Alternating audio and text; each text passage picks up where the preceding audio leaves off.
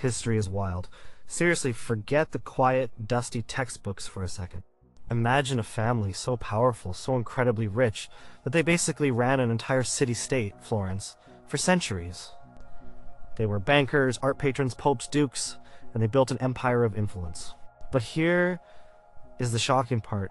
Their reign was a constant tightrope walk. Beneath the gleaming art and grand palaces, a shadowy world of plots, stabbings, and desperate power grabs lurked. The Medici, for all their brilliance, were targets. 6 times these ambitious, often bloodthirsty conspiracies almost ripped them from their throne, leaving a trail of betrayal, vengeance, and a whole lot of drama.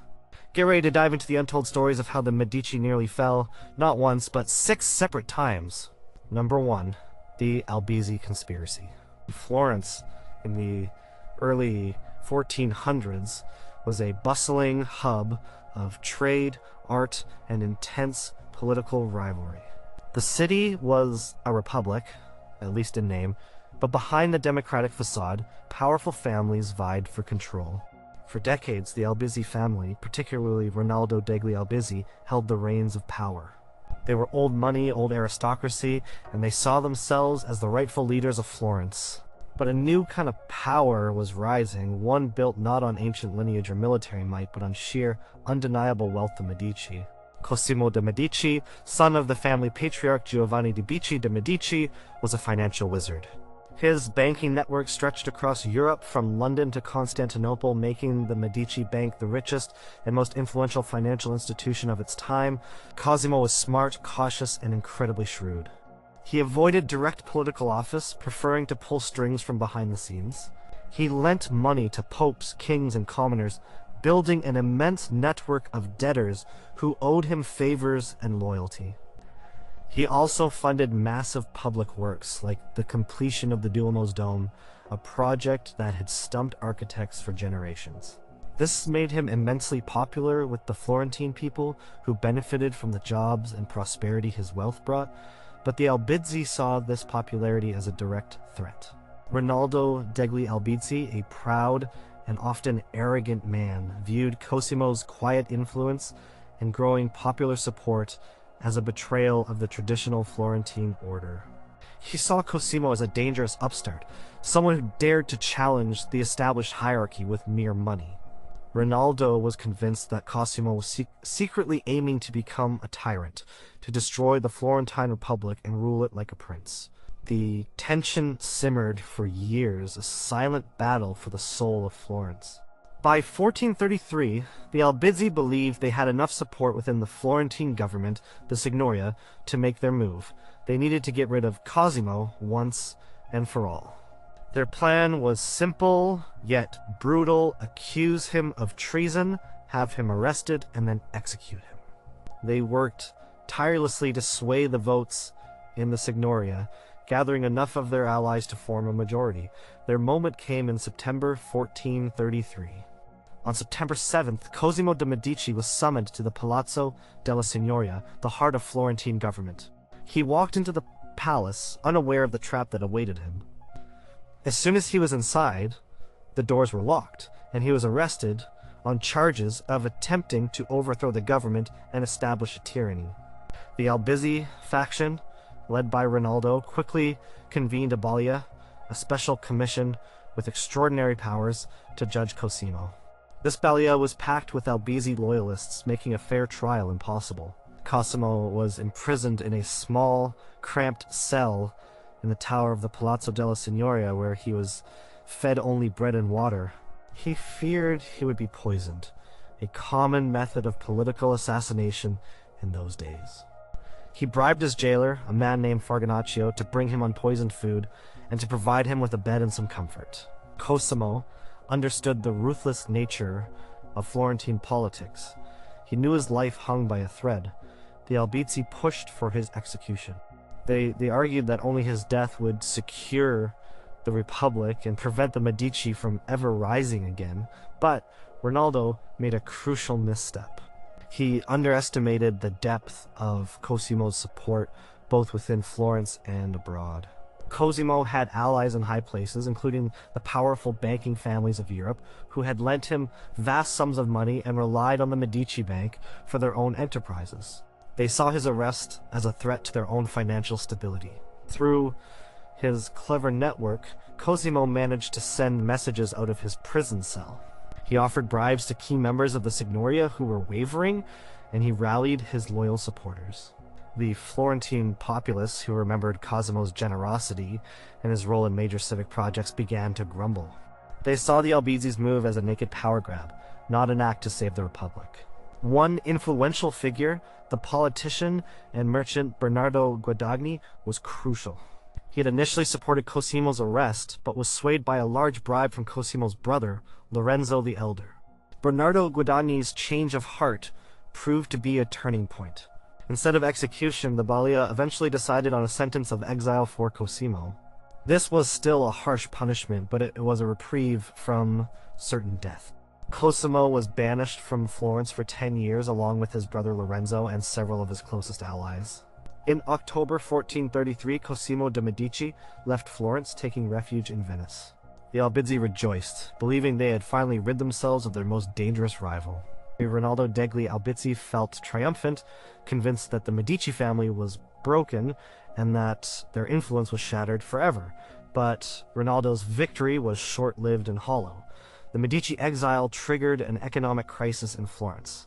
Cosimo's vast banking network had been the engine of the Florentine economy. With him gone, trade slowed, credit dried up, and many businesses that depended on Medici loans or patronage struggled. The people who had cheered for the Albizzi's triumph began to feel the pinch. Many of Cosimo's loyal supporters also went into voluntary exile, further weakening the Albizzi's power base. The vacuum left by Cosimo's departure was not easily filled. Meanwhile, in Venice, Cosimo lived in style, continuing to manage his bank and plot his return. He maintained his vast network of connections and made new ones, further solidifying his influence outside Florence. He proved that his power did not depend solely on being within the city walls. Just 1 year later, in September 1434, the tide turned dramatically. New elections in Florence brought a Signoria dominated by Medici sympathizers. The new government immediately rescinded Cosimo's exile. Rinaldo degli Albizzi, seeing his power crumbling, tried to stage a desperate counter-coup, attempting to rally his remaining supporters to prevent Cosimo's return by force, but he failed. His allies abandoned him, and the popular support for Cosimo was overwhelming. The Medici had been gone for only a year. On October 6, 1434, Cosimo de' Medici returned to Florence, not as a disgraced exile, but as a conquering hero. The streets erupted in cheers. The bells of Florence rang in celebration. His return marked a definitive shift in Florentine politics. The Albizzi family, now on the losing side, were themselves exiled or imprisoned. Rinaldo degli Albizzi spent the rest of his life in exile, consumed by bitterness. The conspiracy had not toppled the Medici, it had only made them stronger. Cosimo de' Medici earned the title Pater Patriae, Father of the Fatherland, and for the next 30 years he effectively ruled Florence, laying the foundation for the Medici dynasty. The Albizzi conspiracy was a stark reminder that even the most powerful families could be challenged, but it also showed the incredible resilience and strategic brilliance of the Medici. Number 2, the Pazzi conspiracy. Fast forward to 1478, Florence under Lorenzo de' Medici, Cosimo's grandson, was in its golden age. Lorenzo, known as the Magnificent, was a poet, a patron of the arts, and an extraordinarily cunning statesman. He ruled Florence with a deft hand, cementing the Medici's unofficial control over the Republic. His younger brother, Giuliano de' Medici, was charismatic, handsome, and popular. The brothers were the embodiment of Medici power and prestige, but their dominance was not without enemies. The Pazzi family, another immensely wealthy Florentine banking family, resented the Medici's overwhelming influence. They were old rivals, and their pride bristled under the shadow of Lorenzo's rule. The Pazzi felt marginalized, excluded from the true centers of power, despite their own immense wealth. They saw Lorenzo as an arrogant dictator, slowly eroding the republican liberties of Florence for his own dynastic ambitions. The Pazzi, led by Francesco de' Pazzi and Jacopo de' Pazzi, began to plot. But this was no ordinary family feud. This conspiracy reached to the highest levels of Italian society, involving powerful figures beyond Florence's walls. The mastermind behind the plot was arguably Girolamo Riario, nephew of Pope Sixtus IV, and Archbishop Francesco Salviati of Pisa, a Medici enemy who coveted the Archbishopric of Florence. Pope Sixtus IV himself was deeply involved. He had financial disputes with the Medici, who had refused him a large loan, and he saw Lorenzo as an obstacle to his territorial ambitions in Romagna. The Pope wanted to diminish Medici power, perhaps even replace them with a family more pliable to his will. The conspirators' goal was audacious kill both Lorenzo and Giuliano de' Medici, then seize control of Florence with the Pope's blessing and military support. This was not just a political assassination, it was an attempt to overthrow the entire Medici regime and install a new compliant government. The plan was set for Sunday, April 26, 1478, during High Mass at Florence Cathedral Santa Maria del Fiore. This was chosen because it was believed both brothers would be present, and the solemnity of the occasion would offer a moment of vulnerability. The conspirators, a diverse group of Pazzi family members, priests, and mercenaries, divided their targets. Francesco de' Pazzi and Bernardo Baroncelli were assigned to kill Giuliano. Giambattista da Montesecco, a mercenary captain, was initially tasked with killing Lorenzo, but he balked at committing murder in a church, finding it sacrilegious. His role was then given to two priests, Antonio Maffei and Stefano de' Bagnoni, who were less scrupulous. Their weapons were daggers, meant to be swift and silent. After the assassinations, Jacopo de' Pazzi would lead a contingent of armed men to seize the Palazzo della Signoria, the city's government seat, and proclaim the Republic restored, free from Medici tyranny. The Pope's forces, led by Riario, would be waiting nearby to support the new regime. On that fateful Sunday, the Medici brothers entered the cathedral. The moment of the elevation of the host, when all heads would be bowed in prayer, was chosen for the attack. As the bells of the Duomo tolled, chaos erupted. Francesco de' Pazzi and Bernardo Baroncelli lunged at Giuliano. Giuliano, caught off guard, was stabbed repeatedly, possibly 19 times, and bled to death on the cathedral floor. His face was contorted in terror. Meanwhile, the two priests attacked Lorenzo. But Lorenzo, though wounded in the neck, was more agile and quick-witted.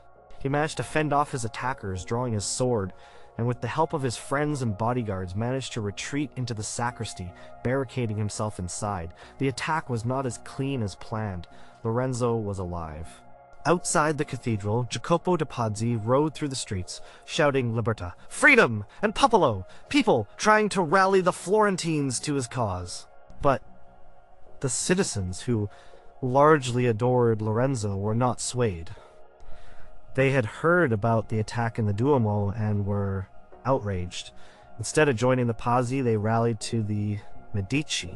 The cry of Paul, balls, balls, referring to the Medici family's coat of arms, echoed through the streets. The conspiracy unraveled rapidly. The Pazzi attempt to seize the Palazzo della Signoria failed. The government officials, loyal to the Medici, quickly secured the building. Within hours, the furious Florentine populace hunted down the conspirators. Francesco de' Pazzi was dragged from his bed, severely wounded, and strung up from a window of the Palazzo della Signoria, still in his nightshirt. And Archbishop Salviati, still in his ecclesiastical robes, was also hanged from the same window. Jacopo de' Pazzi, after a desperate attempt to flee, was captured and met the same fate. His body was eventually thrown into the Arno River. Even the Pope's nephew, Girolamo Riario, barely escaped Florence with his life. The aftermath was a bloody purge. Anyone even remotely connected to the Pazzi family or suspected of complicity was hunted down, tortured, and executed. The Pazzi family was ruined, their property confiscated, their name erased from public records. Lorenzo de' Medici, the Magnificent, emerged from the conspiracy not only alive but stronger than ever.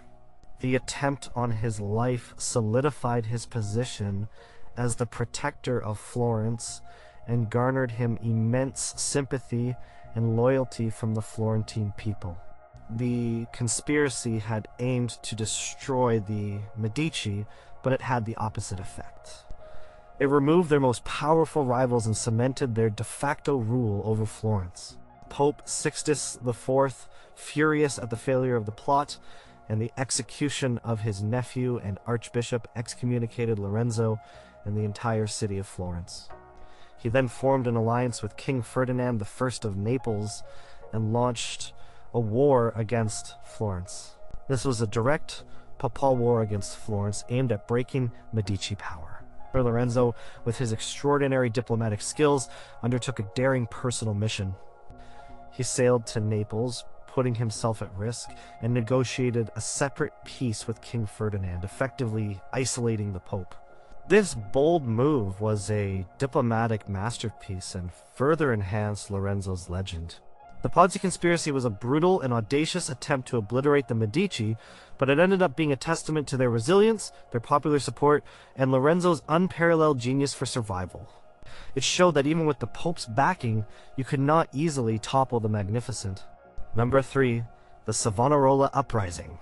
The late 15th century was a time of immense change and spiritual fervor in Italy, and Florence was no exception.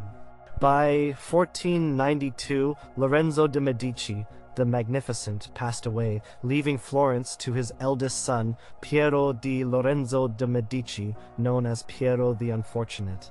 Piero was a stark contrast to his brilliant father. He was arrogant, lacking in political acumen, and prone to making poor decisions. He alienated many Florentine citizens and powerful families, failing to maintain the delicate balance of power that his father had so masterfully handled. The Medici family's hold on Florence, though still strong, began to feel less secure. Into this atmosphere of growing discontent stepped a radical Dominican friar named Girolamo Savonarola. Savonarola arrived in Florence in 1490 and quickly gained a massive following with his fiery sermons. He preached against the decadence, corruption, and moral decay he saw rampant in Florence, particularly among the wealthy elite and within the church itself. He condemned the lavish lifestyles, the pursuit of pleasure, and the very art that made Florence famous, calling for a return to puritanical Christian values.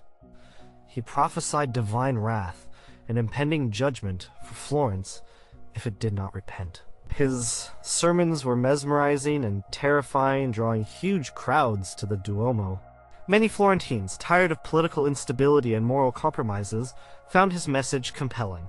Savonarola's influence grew rapidly, particularly after Lorenzo the Magnificent's death. He saw Piero as a weak ruler and a symbol of Florence's moral corruption. He openly criticized the Medici, framing them as tyrants who had stolen the city's freedom. The friar's message resonated deeply with a population increasingly weary of the Medici's subtle, yet firm, control over the Republic. The spark that ignited the uprising came from outside Florence. In 1494, King Charles VIII of France invaded Italy, aiming to claim the Kingdom of Naples. Piero de' Medici, in a catastrophic diplomatic blunder, attempted to oppose the French advance, but quickly crumbled under pressure. Without consulting the Florentine government, he ceded several key fortresses to Charles VIII and allowed the French army free passage through Tuscany. This humiliating act enraged the Florentines, who saw it as a betrayal and a sign of Piero's incompetence. As King Charles VIII approached Florence, the city descended into chaos. The Florentines, feeling betrayed and leaderless, turned to Savonarola for guidance. The friar, seeing his prophecies coming true, stepped forward as a spiritual and political leader.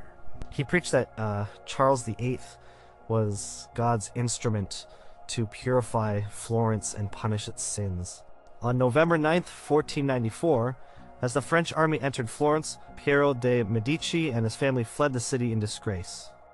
They were effectively deposed, driven out, by a combination of public anger, French invasion, and Savonarola's powerful influence. The Medici rule, which had lasted for decades, came to a sudden, dramatic end. This was not a conspiracy in the sense of a secret plot to assassinate, but a popular uprising fueled by religious fervor and political discontent that successfully toppled the Medici. With the Medici gone, Florence underwent a radical transformation. Savonarola established a new, puritanical Florentine republic, sometimes called the Republic of Christ. He became the de facto ruler, wielding immense moral and political authority. His influence led to the famous bonfires of the vanities, where citizens were urged to burn their sinful possessions, luxurious clothes, playing cards, dice, secular books, and even works of art. The city, once known for its vibrant humanism, became a place of austerity and strict moral codes. Savonarola implemented reforms aimed at purifying the government and society, attempting to create a truly Christian commonwealth. He reformed the tax system, gave more power to the lower classes, and established a great council modeled on Venice's system to govern the city. However, Savonarola's rigid and uncompromising rule soon created new enemies. His condemnation of papal corruption alienated Pope Alexander VI, who excommunicated him in 1497. His puritanical dictates also alienated many Florentines who missed their old way of life and the city's vibrant culture. The political climate became increasingly volatile, and Florence was caught between the Pope's wrath and internal divisions. The Arrabbiati, a faction of wealthy citizens who resented Savonarola's power and austerity, conspired to undermine him. The Compagnacci, a group of young noblemen, actively mocked and opposed him. The turning point came in 1498, with the trial by fire. Savonarola's supporters challenged a rival Franciscan order to a trial by fire to prove his divine authority. The event was a fiasco, turning into a public spectacle of indecision and delays, which severely eroded Savonarola's credibility among the populace. The Florentine government, no longer swayed by the friar's charisma, turned against him. On April 8, 1498, Savonarola was arrested, along with two of his closest followers. He was subjected to torture during his interrogations, and forced confessions were extracted. The charges against him included heresy, sedition, and religious imposture. On May 23, 1498, Girolamo Savonarola, the man who had driven out the Medici and briefly ruled Florence, was hanged and then burned in the Piazza della Signoria, the very square where his bonfires of the vanities had blazed. His ashes were scattered in the Arno to prevent his followers from collecting relics. The Savonarola uprising truly toppled the Medici, albeit temporarily. Their exile lasted for 18 years. During this period, Florence experimented with different forms of republican government, never quite achieving stability. The memory of Piero the Unfortunate's disastrous rule meant that for a long time the Florentines were wary of a Medici return. However, the instability of the Florentine Republic after Savonarola's fall, coupled with the political machinations of other Italian states, and the papacy, eventually paved the way for the Medici's restoration. The Medici, particularly through the influence of their relatives, who became popes, such as Pope Leo X Giovanni de' Medici and Pope Clement VII Giulio de' Medici, continued to exert pressure on Florence. This period of Medici exile and the Savonarola uprising demonstrated that popular sentiment combined with external pressures could indeed break the Medici's hold, but their resilience and powerful connections would always bring them back. Number 4, the Cloister Conspiracy. The early 16th century saw Florence in a state of political flux. After the fall of Savonarola and the continuing struggle for a stable republic, the Medici eventually returned to power in 1512, largely through the military might of the Holy League, an alliance engineered by Pope Julius II. This restoration was led by Giovanni de' Medici, son of Lorenzo the Magnificent, who would soon become Pope Leo X. But the Medici's return was often fragile, dependent on external support and internal political maneuvering. When Pope Leo X died in 1521, his cousin, Cardinal Giulio de' Medici, who had been governing Florence on behalf of the family, found himself in a precarious position. The city, despite the Medici presence, still yearned for its Republican ideals, and many prominent families resented the Medici's reasserted control. Cardinal Giulio de' Medici was a shrewd and capable politician, but he faced constant challenges from factions within Florence who wished to see the Republic truly restored.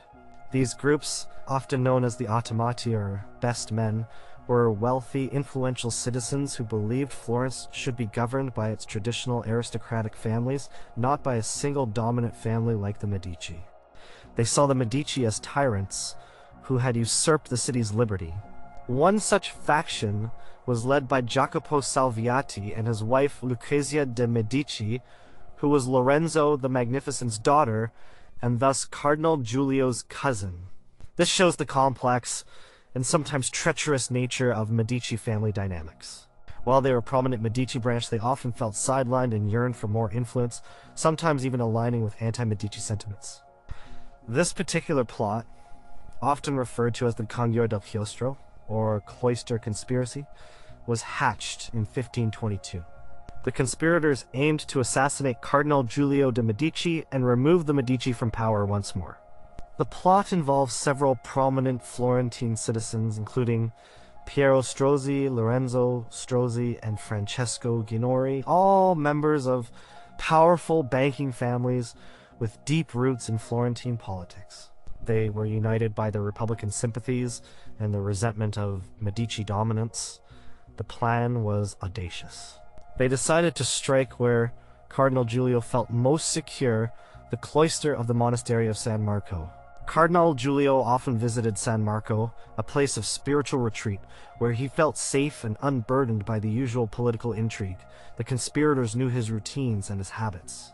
Their intention was to ambush him there, murder him, and then use the ensuing chaos to rally the Florentine populace against the remaining Medici loyalists, declare the Republic, and take control of the government. The conspirators gathered weapons and made preparations. They discussed the timing and logistics of the attack, believing that the sudden removal of Cardinal Giulio would paralyze the Medici faction and allow them to seize power swiftly. They believed that many citizens, though outwardly compliant, secretly harbored Republican sympathies and would rise up once the Medici leader was eliminated. However, like many ambitious plots, this one suffered from a fatal flaw, a lack of absolute secrecy. One of the conspirators, a young man named Giovanni Battista da Montesecco, not the same mercenary from the Pazzi conspiracy, had misgivings or perhaps a change of heart. He revealed the plot to Cardinal Giulio. Other sources suggest that the conspiracy was betrayed by a woman named Sister Benedetta, to whom one of the conspirators had confided the details. Regardless of the exact source of the leak, the information reached Cardinal Giulio. Cardinal Giulio acted swiftly and decisively. He secretly gathered his loyal forces and had the conspirators arrested before they could put their plan into action. The arrests happened quietly, avoiding public panic or allowing the conspirators to rally support. Piero Strozzi and Lorenzo Strozzi, along with their accomplices, were interrogated, likely under torture, to extract confessions and identify any other co-conspirators. The Medici, having learned bitter lessons from past challenges, were ruthless in suppressing dissent. The consequences for the conspirators were severe. Several were executed, while others, including Piero and Lorenzo Strozzi, were forced into exile, their property confiscated. The Medici used the conspiracy as an opportunity to further consolidate their power, cracking down on any suspected Republican sympathizers. Cardinal Giulio de' Medici, having survived this assassination attempt, emerged stronger. His decisive action demonstrated his capabilities as a leader and his resolve to maintain Medici rule. His survival meant that the Medici remained firmly in control of Florence, at least for the moment. The Cloister Conspiracy, though not as famous as the Pazzi plot, was a significant attempt to unseat the Medici during a critical period of their Second Restoration. It highlighted the ongoing tension between Medici dominance and Florentine Republican ideals. It also showed how precarious the Medici's hold was, even with a strong leader like Cardinal Giulio in charge. The fact that the conspiracy involved members of prominent Florentine families, even those related to the Medici, underscored the deep-seated divisions within Florentine society. Cardinal Giulio's ability to uncover and swiftly suppress the plot was a testament to his intelligence and the effectiveness of the Medici's intelligence network. His survival allowed him to continue his rise within the church. Just a year later, in 1523, Cardinal Giulio de Medici was elected pope, taking the name Clement VII. His papacy would be one of the most turbulent in history, marked by the sack of Rome and the English Reformation, but his ascent to the papacy was certainly aided by his firm grip on Florence and his ability to neutralize threats like the cloister conspiracy.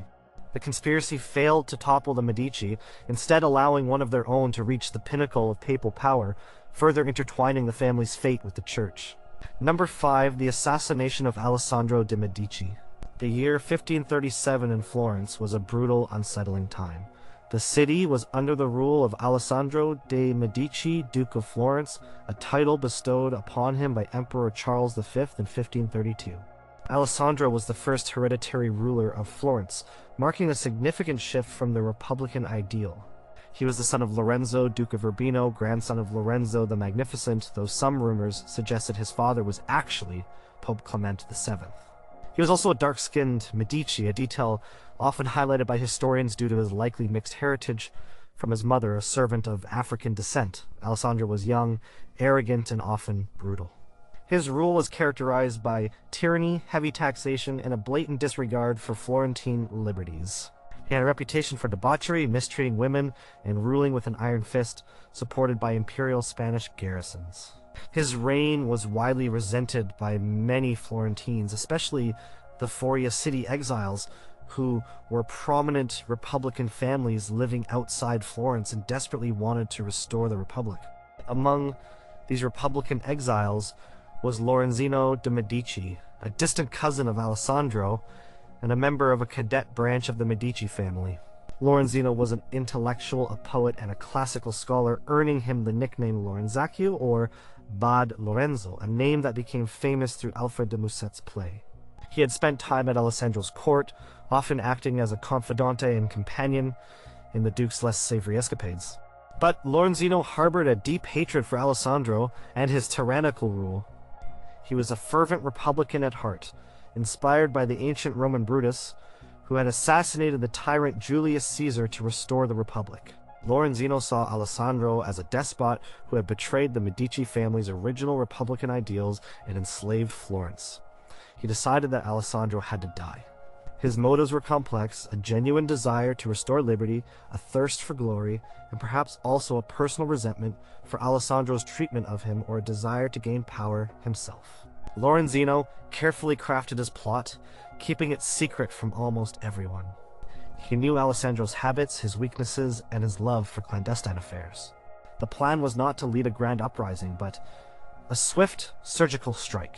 Lorenzino lured Alessandro to his own private apartments in Florence on the night of January 5th, 1537.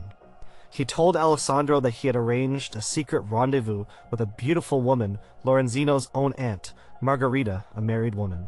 Alessandro, always eager for such illicit encounters, walked right into the trap. He dismissed his guards, leaving himself vulnerable, and waited for the woman to arrive. As Alessandro lay on a couch, expecting his lover, Lorenzino stepped out of the shadows. He was not alone. He had brought with him a single accomplice, his loyal servant, Michele del Tarino, known as Scorancolo. Lorenzino first struck Alessandro with a dagger. Alessandro, though surprised and wounded, was a strong man and fought back fiercely. A desperate struggle ensued. Alessandro was powerful, but Lorenzino and Scorancolo overpowered him. They stabbed him repeatedly until he lay dead. The assassination was brutal and bloody, carried out in the dead of night in a private chamber. The body was hidden, and Lorenzino and his servant fled Florence immediately, hoping to spark a Republican revolution with their daring act. But Lorenzino's dream of a Republican uprising, however, did not materialize. The assassination of Alessandro did not lead to popular rebellion. The imperial forces who garrisoned Florence quickly asserted control. The Florentine Senate, dominated by Medici loyalists and keen to maintain stability under imperial protection, immediately moved to appoint a successor. They did not want to risk another period of Republican chaos or a power vacuum that could invite further foreign intervention. Within days, Cosimo de' Medici, a young 17-year-old distant cousin from the Mugello line of the family, was chosen as the new Duke of Florence. He was initially thought to be a weak and easily controllable figure, a mere puppet. This proved to be a grave miscalculation. Lorenzino, meanwhile, fled to Venice, claiming he had liberated Florence from tyranny. He penned an apology defending his actions, casting himself as a Brutus-like figure. But his act was largely seen as one of personal revenge or ambition, not a spark for liberty. He spent the rest of his life as a hunted man, moving from city to city, always looking over his shoulder. The Medici, particularly the new Duke Cosimo I, never forgot the assassination. Cosimo spent years hunting Lorenzino, seeing him as a threat and a living symbol of rebellion. Lorenzino was eventually assassinated in Venice in 1548, 11 years after Alessandro's death, by agents of Cosimo I, likely with imperial backing. This act of vengeance showed the Medici's long memory and their commitment to suppressing any threat to their new ducal rule. The assassination of Alessandro de' Medici was a successful conspiracy in terms of eliminating the immediate target, but it failed utterly in its ultimate goal of restoring the Florentine Republic. Instead, it directly led to the rise of Cosimo I, a far more formidable and ambitious ruler than Alessandro. Cosimo would go on to crush all remaining Republican opposition, transform Florence into the Grand Duchy of Tuscany, and establish a hereditary monarchy that lasted for 2 centuries.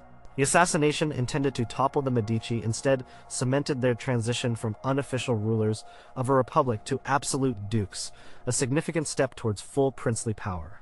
Lorenzino's bold act inadvertently paved the way for the Medici's permanent transformation into sovereign rulers, ending the Republican dream in Florence for good. Number 6.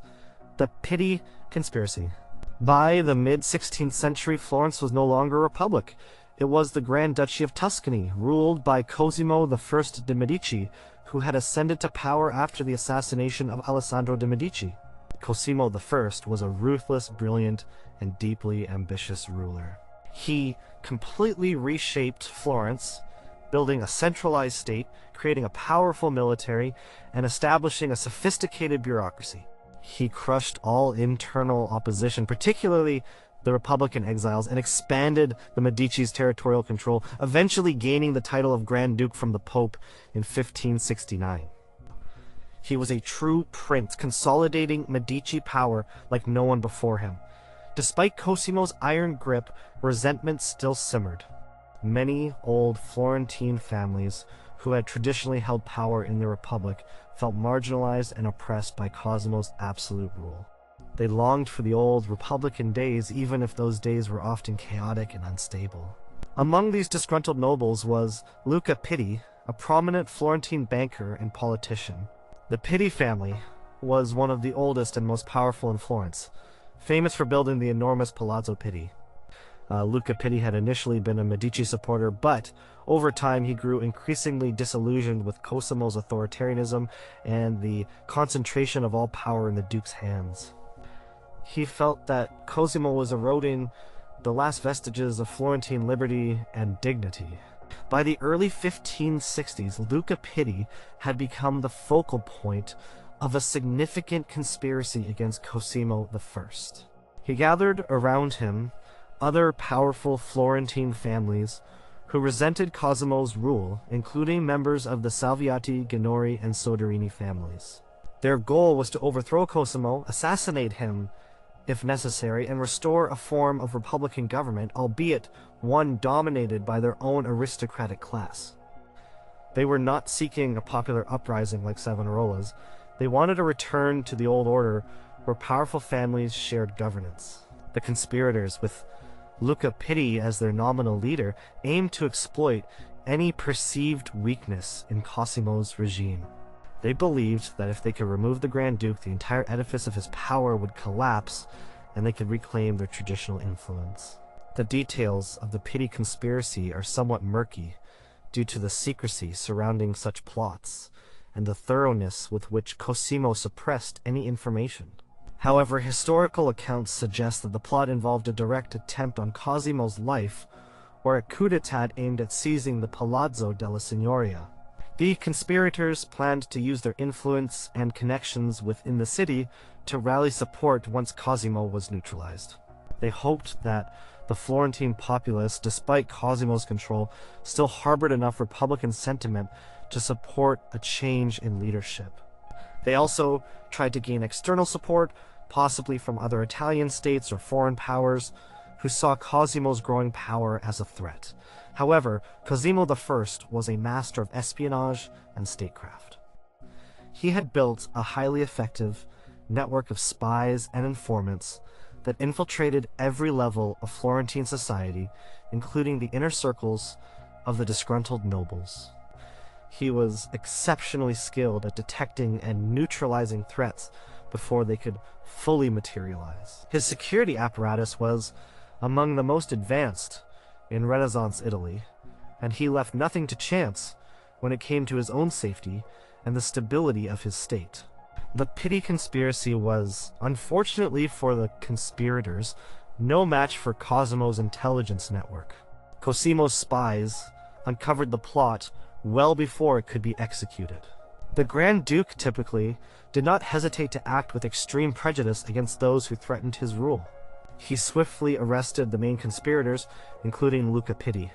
The arrests were made quietly and efficiently, preventing any public outcry or opportunity for the conspirators to rally their forces. The conspirators were subjected to harsh interrogations, likely including torture, to extract confessions and identify all involved parties. The consequences were devastating for the Pitti family and their allies. Several key figures of the conspiracy were executed. Others were imprisoned, exiled, or had their vast properties confiscated by the state.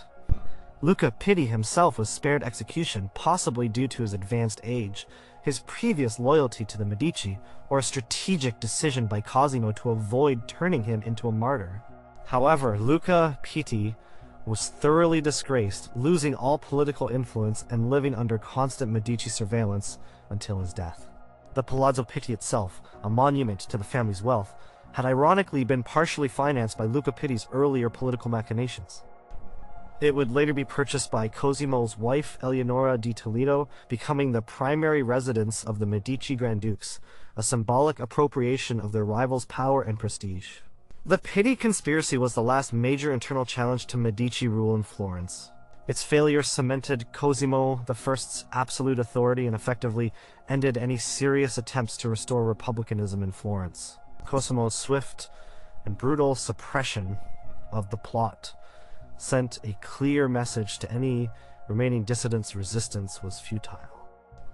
He had eliminated the last vestiges of the old Florentine aristocracy's political power, ensuring that the Medici would rule as unquestioned monarchs. The conspiracy, far from toppling the Medici, served only to solidify their ducal and later grand ducal power, ushering in an era of stable, centralized rule under the Medici dynasty that would last for another 2 centuries. It was a testament to Cosimo I's iron will and his capacity to extinguish any flicker of opposition, ensuring that the Medici's dominance in Tuscany was absolute and unchallengeable from within.